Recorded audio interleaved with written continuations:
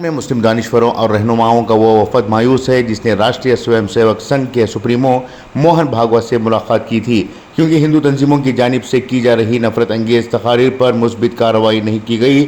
خبر رساں agency IANS کے مطابق 7 مارچ کے اجلاس کے بعد ایک خط میں مسلم افراد یعنی دانشوروں و رہنماؤں نے کہا کہ نفرت انگیز تقاریر، قتل عام اور مسلمانوں کے خلاف تشدد کی وارداتوں میں کوئی کمی نہیں آئی ہے۔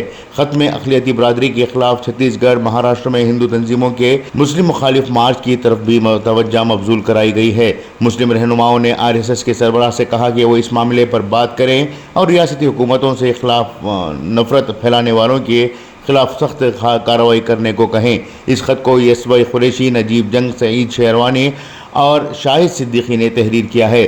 رپورٹ میں ذرائع کے حوالے سے کہا گیا ہے کہ یہ رد عمل اس وقت سامنے آیا جب مشہور مسلم شہریوں اور مذہبی تنظیموں نے مارچ میں دہلی کے سابق LG نجیب جنگ کی رہائش گاہ پر RSS لیڈروں سے ملاقات کی تھی اور برادریوں کے درمیان ہم آہنگی کے مسئلے پر بات چیت کی تھی۔ مسلم فریق کھلے عام RSS اور اس سے ملحقہ تنظیموں سے لنچنگ کے خلاف اپیل کے ساتھ ٹیلی ویژن چینلوں پر نفرت انگیز پروپیگنڈا کا خاتمہ چاہتا ہے۔ RSS کی نمائندگی اندریش کمار، کرشن گوپال اور رام لال نے کی تھی۔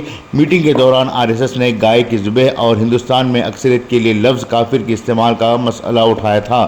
اس پر مسلم فریق نے اس معاملے پر گائے کو قومی جانور قرار دینے کا مشورہ دیا تھا اور کہا تھا کہ وہ اپنی برادری سے کہیں گے کہ وہ لفظ کافر کا استعمال عوامی طور پر نہ کریں۔ بیورو رپورٹ، انقلاب نیوز، نئی دہلی۔